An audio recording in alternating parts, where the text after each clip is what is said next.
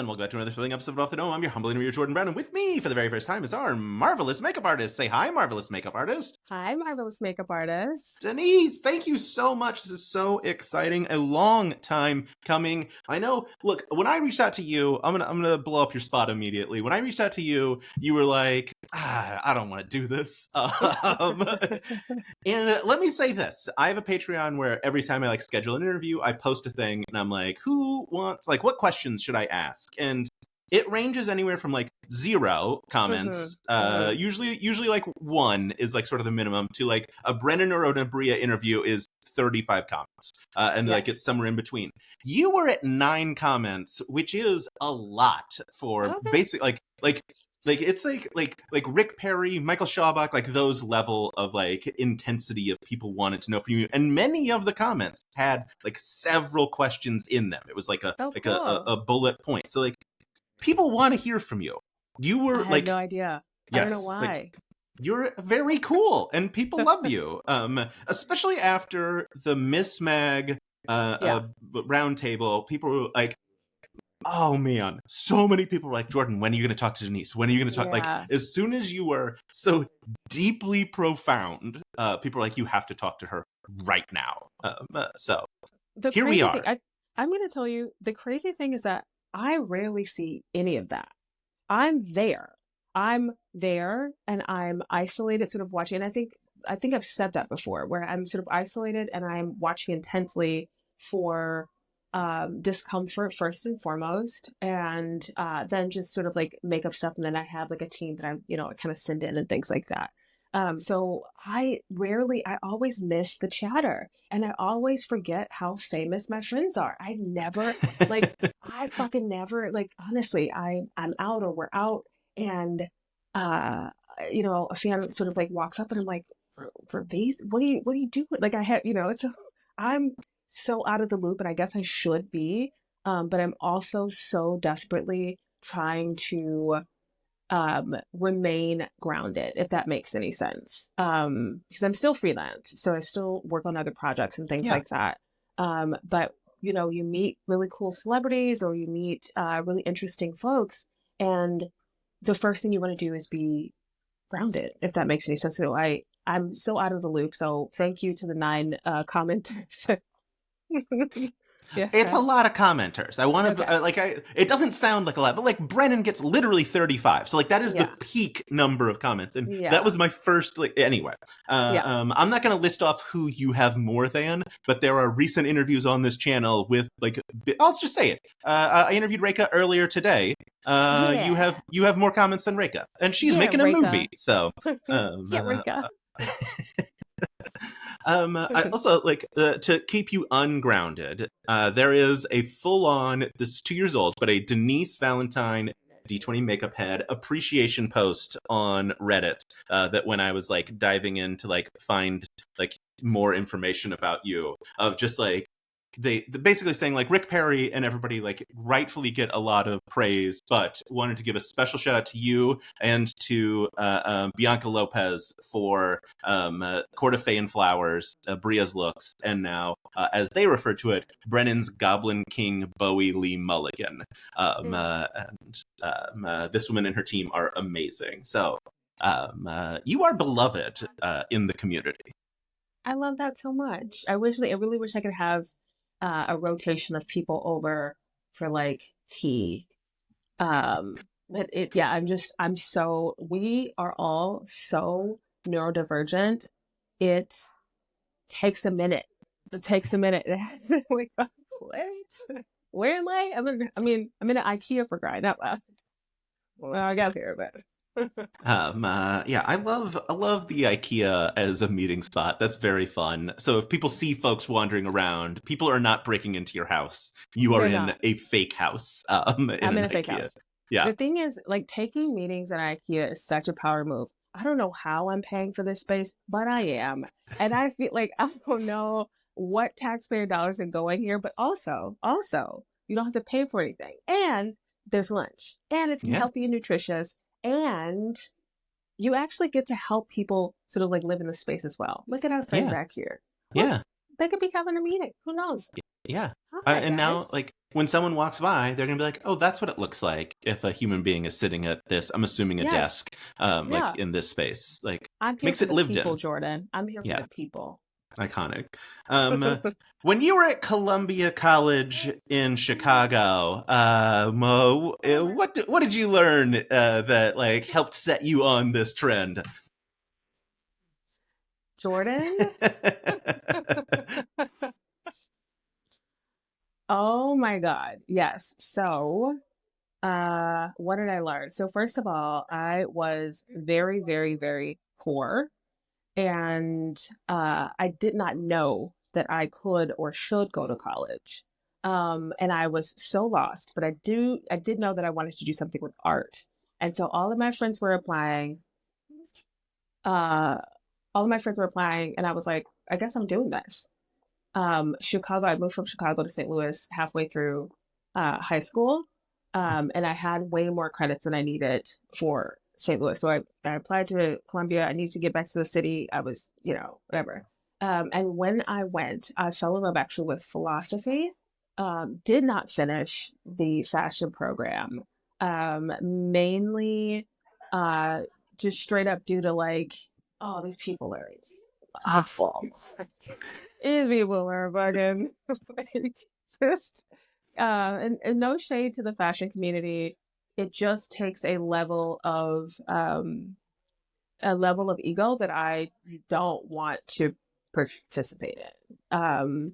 And you have to have it. It's great. Like there are some professions that it really takes a healthy dose of delusion, a healthy dose of ego, a healthy dose, and it's like at that point I was not there. You had the fabulous folks and sort of the emo, and it's like I don't know what I'm doing. I don't know what I'm doing. So that's, I mean, I think I learned that. I think I learned that sort of like healthy dose, like what it takes is that you have to be a little delusional if you want to be creative. You have to really sort of stretch out of your, um, I guess, of your comfort zone in a way that like, um, makes them believe you as opposed to following steps. I go to this school and then I go to this school and then this person I interview with this. It's like, no, you have to have a healthy side of delusion. And so I met tons of people who went on to do tons of great things. Are sitting side at Chanel and like on tour with Kanye, things like that. So that's what I learned. It's like, oh, connections and like free yourself. I went to, and that's another thing too, is that I'm from the South Side of Chicago. So I went to school with folks who had vastly different experiences. And I'm like, oh, wait, you drank all night and you're in your like pajamas and you went to class? What? So yeah, I think that's what I learned. I was like, oh, I was in the rest of the world. I'm in this isolated sort of like neighborhood to like, my family's house, and now I'm out, which, that's what kids do when they go to college. But that's basically what I learned. It's like, Yeah. Just gotta believe in yourself. Amazing. Well, look, I would be remiss if I didn't ask, what are your thoughts on Emo's Pizza versus a Chicago deep dish? How do you feel about it? It's Chicago deep dish for life. What did Jon Stewart call it? A casserole? I love Probably, casseroles. yes. Yeah. I learned it. Of course, it's you cannot listen. You sit down. There's something so ridiculous about ordering an entire piece of pizza, knowing that you won't be able to eat it, and getting through half a slice and saying, "I'm gonna bust." Like that's an experience. That's all I'm saying. Yeah. Yeah. No competition. That's fair. Look, I have to say, like, I saw Aabria a week and a half ago in New York. I was at 20-Sided Tavern, and I mentioned that I was going to be interviewing you very soon because she asked me something about like how the interviews were going, and she was like, Yeah. I love Denise so much. Just like instant praise thrown your way.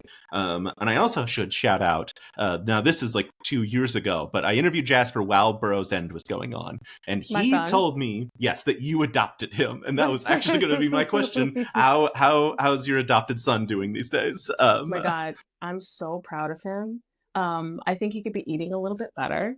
But the friends that he's hanging out with,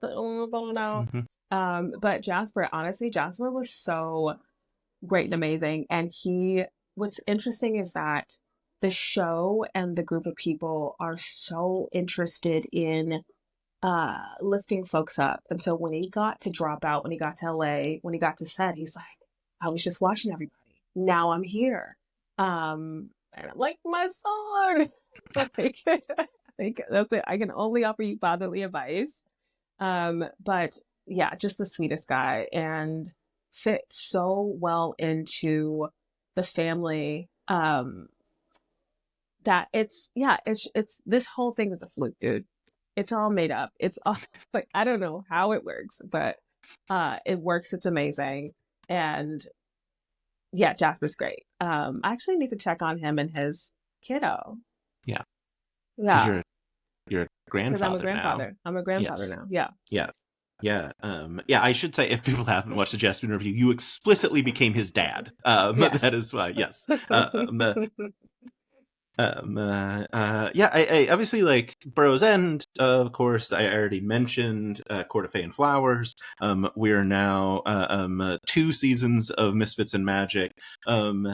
You're so talented, it's ridiculous. But how great is it when someone like Aabria is coming into the table? And I mean, is she just like go nuts? Like how's that? What is the vibe? There is there's a creative process that starts with, and first and foremost, let me please sing Abria's praises for being a type of free that no one gave her permission to be. When you show up, we are still in a company, right? Brennan is sort of like this little bubble within this company that is, that obviously you offer, I don't know if I don't really know how to explain that, but I'm pretty sure by this point you've heard the term like Brennan shaped machine. I think I've said that, or, Carlos has said it. There's such an opportunity to not do anything and not do much, right? Because you come in and you're like, oh, well, Brennan's a friend of mine, he's very nice. But then you see the way sort of like his brain works and sort of like how intricate we've had to set up, we've had to start the company and sort of like we sort of pull the six away and hope that we put the right peg in to sort of like build it back up in a way that sort of makes sense. And so to come into that and to say, I'm just gonna go. I'm just gonna create. I'm just gonna be creative. I'm just going to. You're giving me the reins and actually doing it. It's extremely hard. Most of the time, I think a lot of us need permission to just be ourselves in any given moment. So to meet with Aabria and for her to say yes, yes, yes, yes, yes, and what if, it's a really cool thing because then we're all here in our British shaped machine, and then all of our brains tone out and say, yeah, well, I guess somebody said it, so like, fucking let's do it. And so that's our process starts off like that, where we're having talks months in advance, so on and so forth. And then there's a certain point where Bria locks in. I have my direction, and then we have our schedule, which is really tight. And so what ends up happening is that complete download of information. I assess the situation and where we are. And as anyone who plays D&D knows that it is performance based. And obviously we have these great comedians and performers and who have their sort of own take on the story. And so, as you know, there's a whole lot of rewriting. There's a whole lot of how do I get to where I need to go? How do I get to where I need to be? And in that time, Aabria is locked all of us out and is just trusting. So it's a wild ride, because I'd like sit back and ask yourself, how often do you just say, you know what, I'm just gonna do whatever the fuck I want, and then at some point it's like, okay, no one talk to me, you do whatever the fuck you want, and then we make a show, and that's insane. It literally flips, sort of like 180.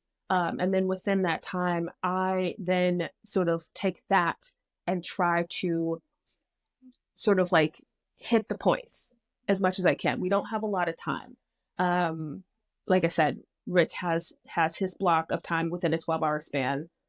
We have to do all of the like legal human stuff. And then there's the story stuff. I have to give way to the performers. So I'm doing what I can in the amount of time. I'm telling you, Akafaf, my fingers were bleeding. I'm like, she stands up and I'm like, wig. like, fully, it was insane.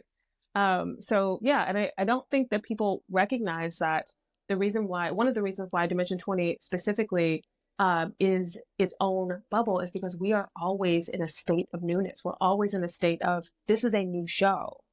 It's a new show. We have a few things set in place, the same people who sort of work on it.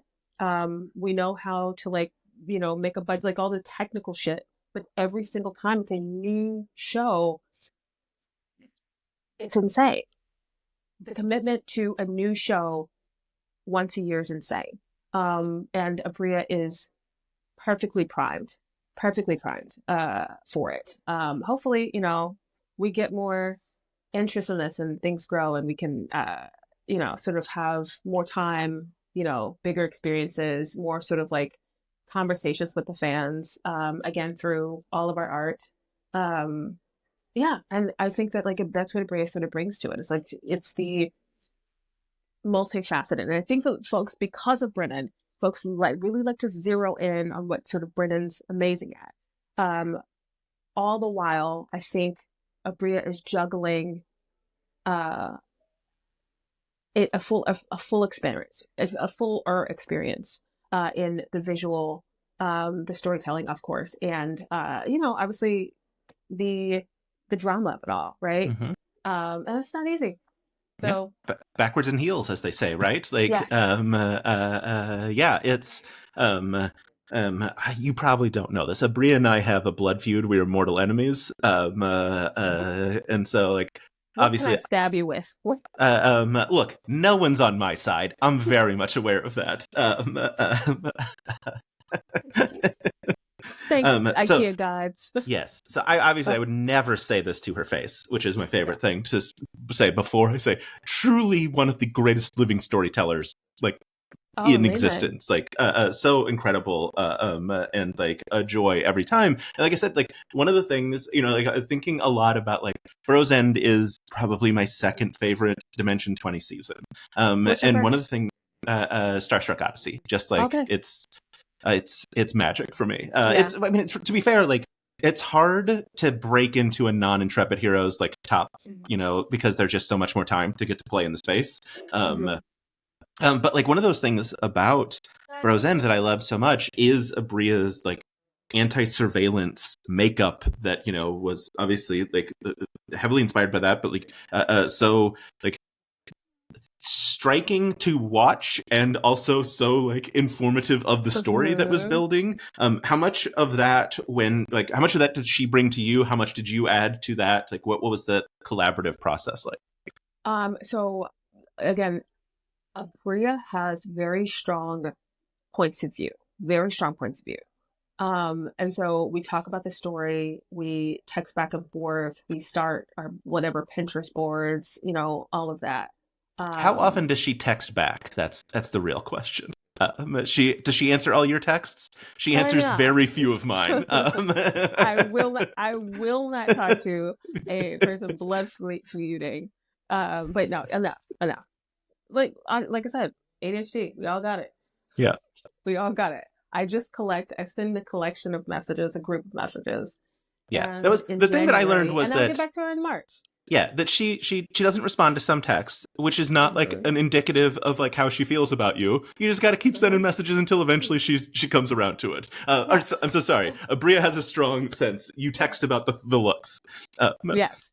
Oh no, that's it. So yeah, it's the thing is I have enough to start off. If we're talking about like response time, I have enough to start off. So when I have her, I get everything that I need to get.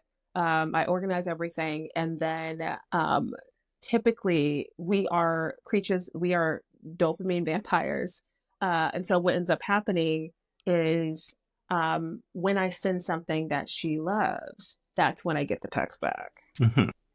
But yeah, so the anti-surveillance was her idea, yeah, but the execution, again, it's like we have to figure out how to do that sometimes when I have less time than needed. So whatever, and that's typically where my creative part comes in. A lot of times, it's like, yeah, we can plan shit all day, but if we have a wrench, if a wrench is thrown, which it often is, I just have to figure it out. So, um, yeah, and there are some ideas that are completely mine again because the brain shuts off. I'm sorry, the brain for everything else shuts off, and then she's in the story. And then you'll see. I can probably point out the things that were absolutely mine. Um, yeah. So yeah, that it was that the anti surveillance was completely her. That was completely um, that was all her. Yeah, I mean, but it turned out so. I mean, obviously, like you had to execute on that vision. So, Yes.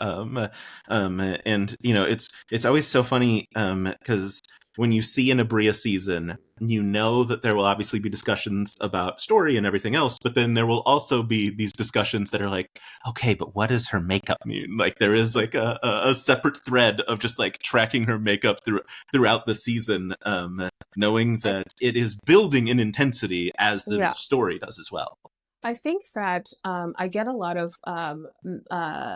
sort of like makeup followers that follow along, and I think that there is a one sort of one-dimensional view, right? A sort of like therapeutic view of art and makeup, and it's like I sit here, I sit for an hour or two, I knock this beautiful makeup out, looks great, but in a 90, 100-page script, 30-page script, 15-page script, um, the the movie comes together by everyone in their individual spots telling their stories.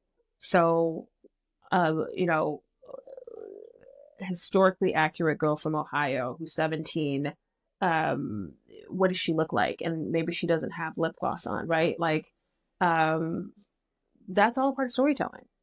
So it's, uh, which is why I really enjoy a brief season because we have to tell that story in X amount of episodes. And so the bigger the better. And yeah, I actually hope um, to offer more tidbits and more secrets. And the thing is, we hadn't necessarily been trying for that. It's just a download. It's just a download. Hey, I think about the story like this. Um, here's everything that here's everything that I think. Um, and she was the first person to allow me to really follow along, or she was the person who broke the pattern open for me to follow along with the actual story, and help and sort of like I guess offer a very specific expertise to the idea that was happening there. So again, I credit Dimension 20. I understand that folks suspect, but I credit Dimension 20 for changing the way filmmaking and our industry operates. Um, absolutely. And this is one of those things. Usually you get a director like a Benicio, not Benicio, sorry. You get a director, what is it? He's a Del Toro. Why? Guillermo del Toro. Guillermo Yes. Del Toro, who is a makeup director.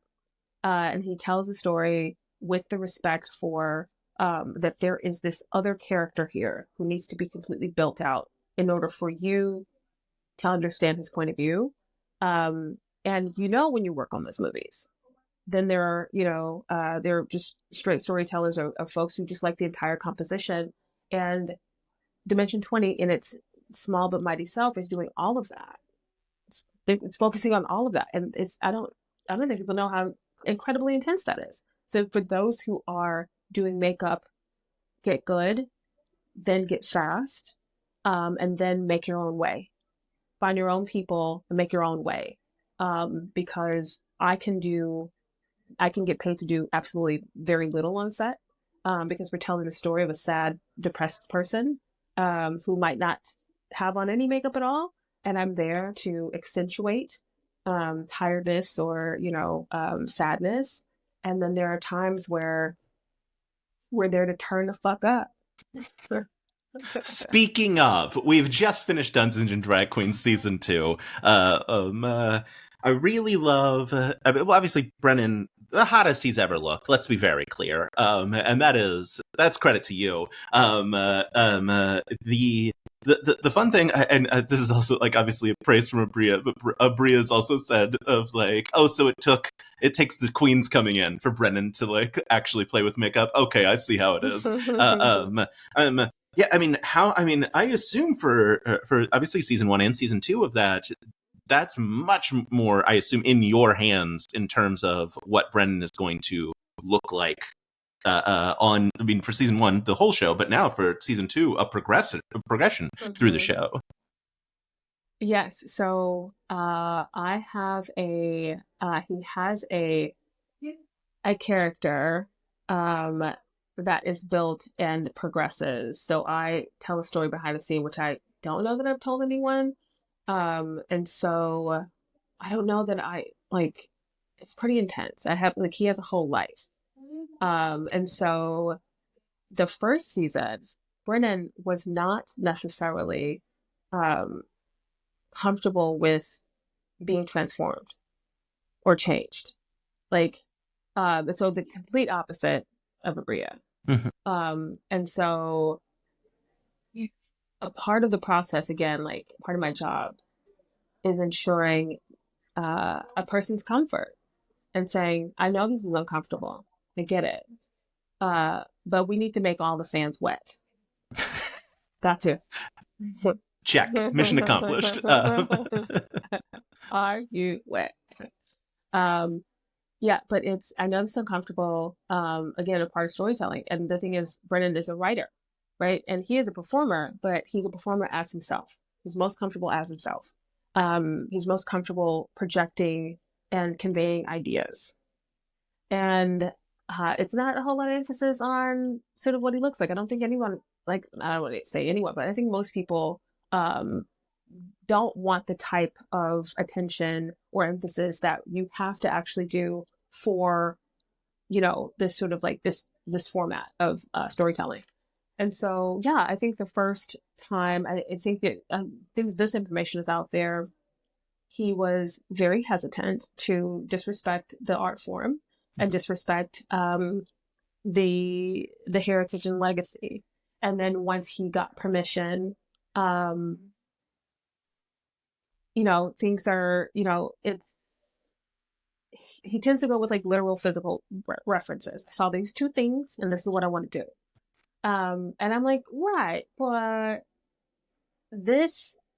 a lot of the queens, a lot of drag queens are, have taken a moment in time, or at least started with a moment in time, a person that they really appreciated and adored, a character that helped them out through a hard time, if it's Gaga, if the reference or Cher or whatever, like those characters were like armor. And Brennan has always been so fascinated by reality that I'm like, oh, how about we just continue on with that, right? Like, going back to Ireland, you recognize how important an American experience is, right? Like, they don't think a lot of the shit that we think, like in Irish culture, is as important, right? They're just like, it happened, it's fine. I'm Irish every day, it's fine. And for us, there was so much lost to capitalism and not that much gained. And so I think it's fun and important to actually know where you're from. Mind you, we're a pair who back in the day were pit against each other. So I think it's fun for me to like help to bring this cultural element forward. But then also like, he looks at me, I look at him, and we're like, we're a team, right? We're all just trying shit, right? Like I said, Brennan is a new leader every single time we shoot this. It's a new show. I have to be a new makeup artist, have to be a new leader as well. And so, the first season was like, should we do this? Super nervous. Super nervous. He was working the whole time. Like, a part of the makeup that I'm doing with him doing this. Right? Or he's like, I like season 2, he's like, let's do eyeliner, and I'm putting a stick of, I'm putting a crayon in a man's eye who's never had a crayon in his eye. So it's like, but yeah, so a little bit is high of fantasy, um, mythology, and culture. I think it's super important. Like I said, for those who have access to it, for those who can trace their culture back to somewhere, it's a cool fucking thing. And I think again, a part of the American identity is um, finding a way to celebrate yourself. It's one of our friends back there. Is finding a way to celebrate yourself um, through whatever we've gone through, essentially. So, yeah, I think in knowing a little bit of that, he's down. Like, Yeah. he's down. Yeah. I mean, But yeah, obviously. that was the directive. How do we make you guys hot and um, wet? what was the directive then for Never Stop Blowing Up? Was it how do we slowly deteriorate him? Like, Brennan was slap happy.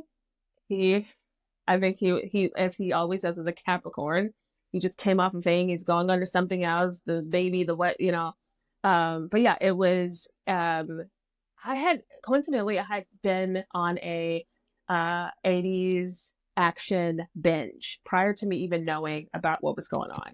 mhm. And the ridiculousness, uh, one of the things that I remember is like the first lethal weapon,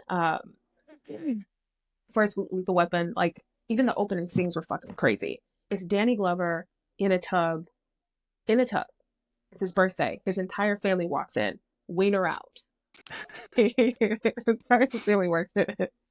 One of the opening scenes. The opening scene is actually a woman like falling off a building, and it's like Mel Gibson, the worst actor I'd ever seen, but we loved it and we took it in, and so that was it. Is like how ridiculous can this get? And what would it look like if if he were in this thing and he were that cop starting his day, in a what is it like starting his day where we start, so where they always start. They always start doing a normal thing, and then they end up by the end of the film wet, shirt torn, one scar, just one. Typically, it's just like a little.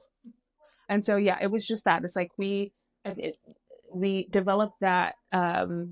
We developed that with Akafaf. Was like, oh yeah, we have a character who is a part of the game who walks from here to here, and in this walk, in his own journey or in her own journey or in their own journey, um they're doing their own thing and they are a part of sort of like in the same way that the video game is, or is, it's the thing that you're sort of like interacting with. And so Brennan would be on his own journey. He's actually doing stuff as he's telling the story. He has his own thing that he's doing. Yeah. Hope that I explained that correctly. Yeah, no, it's great. Yeah, it's I mean, obviously, like those are all. It's incredible to like watch those transformations, and also, like you said, like having. Well, now it's even more interesting that you have a like character in your head that is then like you've put on screen, and they are progressing as well. Super fun, super interesting. Do you have anything lately, like a favorite look that you've done lately? Of obviously ones that we've seen, since we don't know what's coming next. Although I guess you could say like an upcoming season, but you would only, I guess, be able to tell me Brennan because no one has confirmed that Aabria has shot again. So I'm not trying to get secrets. That's the thing I'm trying to say. My favorite. Um, So because of the way the show is shot, this is what I'm gonna go with. Because of the way the show is shot, and because of like we lock in for a couple hours, and because I'm trying to uh make sure that new talent are rotated in, and we get Mhm. to ensure that I know that there's an attack on DEI, but I don't know what's going on. But I try to make sure that um everyone has a chance. And I'm trying to also make sure, like, how do I phrase this? Um, I'm doing kind of like on the job training, essentially. And so in Mismatch, um, we had a hair malfunction. And I think that is it's both like crazy and horrific, but also the funniest thing that I've ever had happen to me in my career. Danielle's wig would be here and here and slowly go back, and we'd be like, we gotta do it, gotta pull it down. It's like lifting off her head. But yeah, it's one of those things that's just like the looks happen. Mainly the looks are happening in the side seasons. Mhm. I I still love playing around with Siobhan. Mhm. So I make sure that I'm Siobhan's artist when we have the Intrepid Heroes, and I love playing around with Siobhan. Siobhan's like always down the clown. It's as much as the Intrepid Heroes are or can be. Um, so yeah, I think that those are sort of like, I don't want to say my favorites, but those are the things that stand out to me. Is that Yeah. like in a regular routine season, Siobhan's like, yeah, let's do it. Whatever. And then the sort of side season, you have this like very silly thing that happened in this very serious, cathartic like season for that cast. So Yeah. it's all sort of relative. It's all art. We're just playing around. We're Fair just playing enough. Yeah. around. You mentioned like having to fix Danielle's wig. Oh my god. Based on how much Brennan sweats, do you have to have like a special regimen in place that is like, we gotta go, Brennan is melting?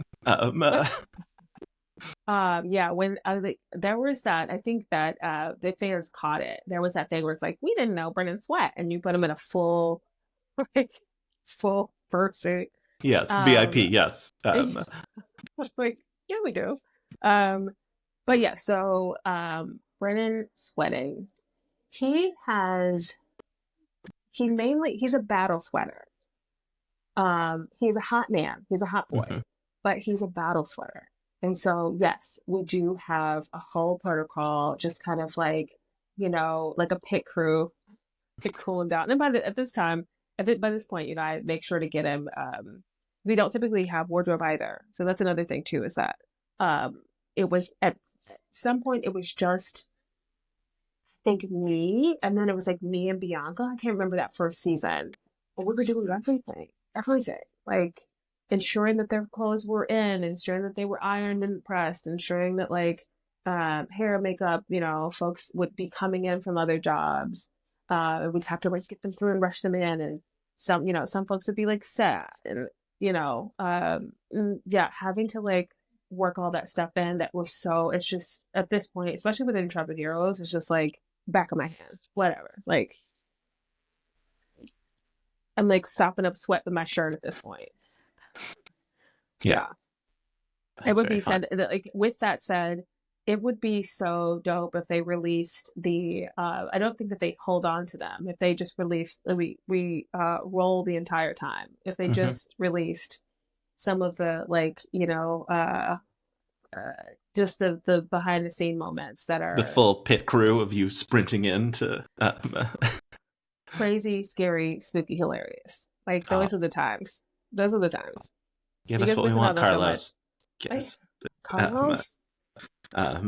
that's super fun. Yeah, I mean, obviously, like you also do stuff for things that aren't Dimension 20. Mm-hmm. You're sort of all across the Dropout universe, Yeah. and have been for a good amount of time, which is cool. I know you were part of Nobody Asked. Mm-hmm. I recently talked to Kate Elliott about like shooting Ellie's monochrome look. Uh, um, uh, what's Crazy. I don't know what even question to ask. Oh, How just what like yeah. I So I came in on that late. The monochrome look, uh, her looking like a human reptile was not on my bingo card for a second. Like, what the fuck is going on? I think I'm like in the season.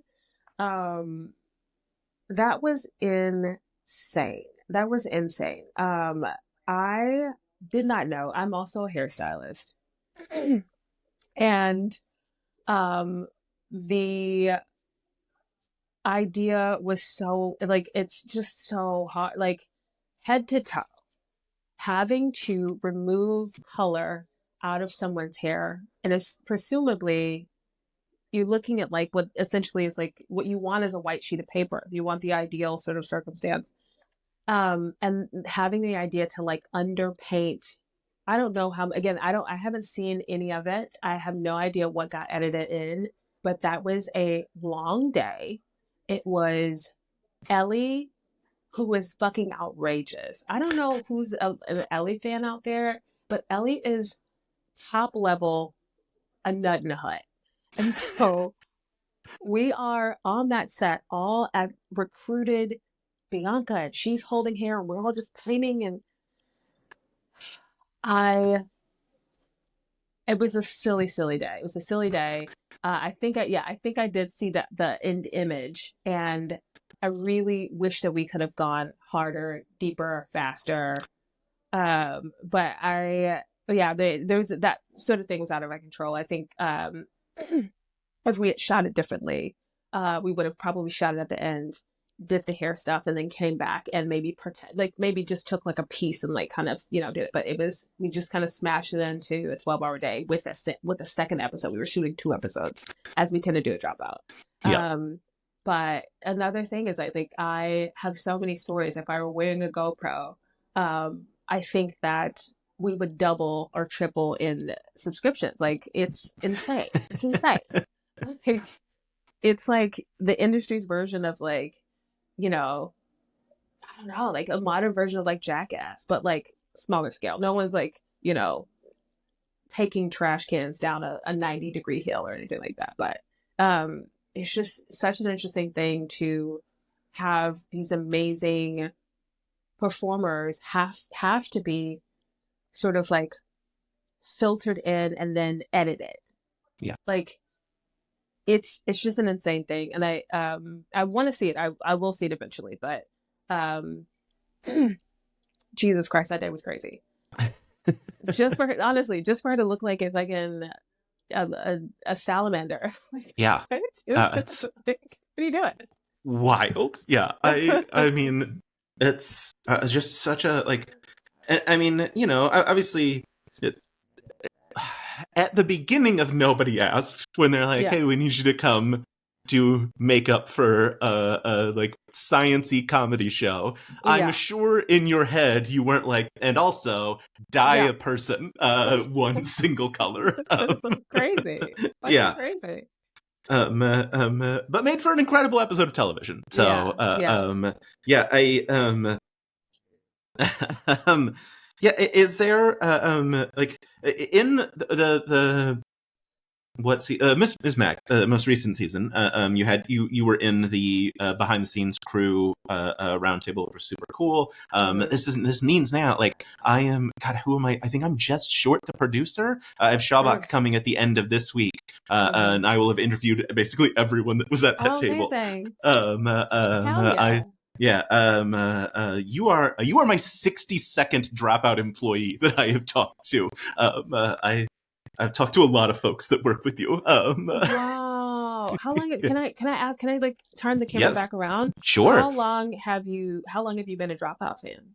A Dropout fan? Oh boy, it would have been probably 2020. I just got like came into and was like, I need something to watch because I'm at home forever. Cool. And it was like I had been listening to The Adventure Zone, the McElroy's actual play podcast, and they were on Tiny Heist, of course. And Tiny Heist brought me over, and like there was one episode up on YouTube, and I was like, oh. I watched it like a while back, and it's like, I'm not gonna pay for another subscription service like pre 2020. And then in 2020, I was like, what was that thing that I was looking at? Like went and started watching Fantasy High on YouTube, and the swears are bleeped out, and I was like, I can't have this. I'll pay you any amount of money to make this stop happening. And then it was like $5 a month, and I was like, oh, this is the best deal ever. And then have like consumed a lot since then. That's so crazy. So like again, you have to like, I don't know how to like convey this, because I hear people that I also like love and respect say, I don't know how to be famous, or, you know, not that it's fame, but Mhm. I forget. It's like being in LA is both a gift and a curse. And I specifically try to live away from all of that. And what ends up happening is that I'm just away from all of that. And uh, so when folks are sort of tell me how they got into it, 2020 was a hard year for us. Like Yeah. most of the full-time staff had just got laid off in January, I believe. And Hmm. so it is a weird transfer of energy that folks were they were looking for something and they found it in something that, again, Brennan has been doing since he's 10. Right. And I'm pretty sure there's a bunch of stories out there, so you guys know the stories, but it's so fascinating to me to see how A, folks have come into the platform, but B, sort of like what it means to them. Like, this is a cool thing. You have gotten to the point from 2020, you've accomplished more than Dropout. I don't think Dropout has topped to 62 employees at this point. I don't think they have. I haven't heard from the motherfuckers for, like, you know, since MNJ. Um, so yeah, that's a cool, like, that's another stuff that, like, it just really sort of like blows my mind. It's a cool thing that um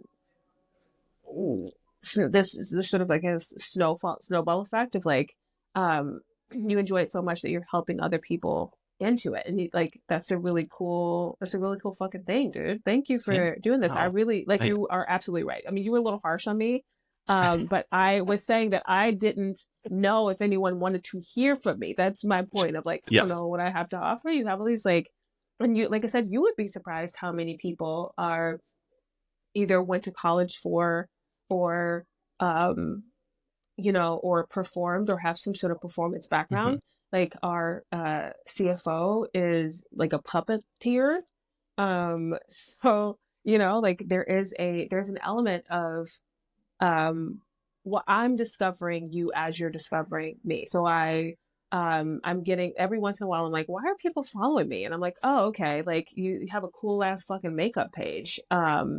So yeah, thank you for this. And this is probably gonna inspire me to like get out there more and like, you know, Look, get if maybe oh, what if we have a season where it's all fan like suggestions that I get mean, the fans would lose their minds. That's what. That's what. that would be so amazing. Then we can have like guest artists. Jordan, you're a genius. You're a I genius. I've done very little, but thank you. Yeah, I mean, like, yes, I'm excited to talk to anybody in like Dropout world, but also just like in like creative spaces. I find it extraordinarily fascinating, Mm-hmm. and you know, like I've expanded past. I mean, not past, but I expanded beyond Dropout. I talk to people other than just Dropout employees. Is Mm-hmm. what I'm trying to say. Yeah, for sure, for sure. But like, I got weirdly famous isn't the right word, but like in a very niche spot on TikTok where people were like, "You're the dropout reporter of TikTok," and I Yeah, was like, "You guys want me to talk about it more? Great, I'll keep talking about it." But yeah. yeah, it's really funny because like I have a very similar experience where.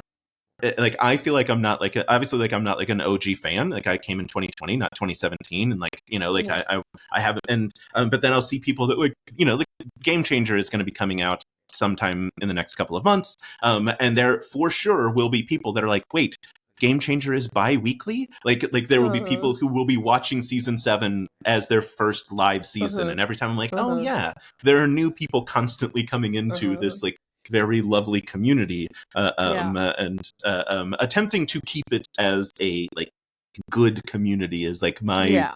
goal, I guess. Yeah. I That's yell super at they say what? I yell at sexist and racist a lot on the internet, because Crazy. I'm like, you're not welcome here. Yeah. So And the crazy thing is that like it's I find that most people, they're just trolls. Like you know, they're not actually that, but to disrupt a space that is striving to have none of that. Is striving to have folks work out your shit before you get here.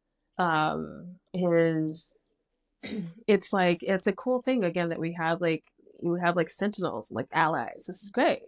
It's yeah, great. it's great. Look, Denise, this has been absolutely amazing. Thank you so much. If folks did want to go follow you on Instagram to see more of what you do, and theoretically it means you're going to post more things, where can they find you? I need to start. I should, like I said, this is inspiring me that I should probably like be online more. Oh my God. Yeah, I But even mean, I can't like a lot recommend of it. the sure thing. Even a lot of you guys are not online. Like I get a lot of followers from people who have like 300, like they just have it because it's supposed to be. But you can catch me at one of one or ONE underscore AF underscore ONE. And I'll eventually lead everyone over to the name of my company slash like it's make it up as you go. It's exactly sort of my story of like, you know, I think a lot of people think that there's a couple of schools of thought around getting what you want or eh, living the life that you want to live. And reality is that it's not about you making people do what you want them to do all the time. And it's also sometimes not about sort of a system changing for you, but it's you making up new opportunities for yourself, making up new ways of being, um, just sort of like designing your own world and sort of pushing that out. But also accepting that like when things don't work out and they don't work out and you just sort of like create new paths. So it's make it up as you go on Instagram, but I'll get around to like figuring out what that looks like too. And the thing is I'm a procrastinator and an artist, so whenever I get around to like I'm so sorry. And also, can I say this? There have Yes. been there have been some beautiful folks that have followed me. I don't have any content for you. I'm so sorry, but I will. And you can also let me know what you want to see. I have tons of behind the scenes stuff, but also some of the artists who follow me are flawless. They're flawless. And I would kind of like want to see some more of your shit. So tag me. Fuck it, you know? Um, yeah, this was great. And this is my second meeting today at IKEA. I want to thank our sponsors, IKEA. Um, and this Sosa Dalla grid Yeah, situation been holding us down this whole time. I love I it. want to thank everybody who walked through the background. They're all of our friends now. Yep. Sure. Amazing.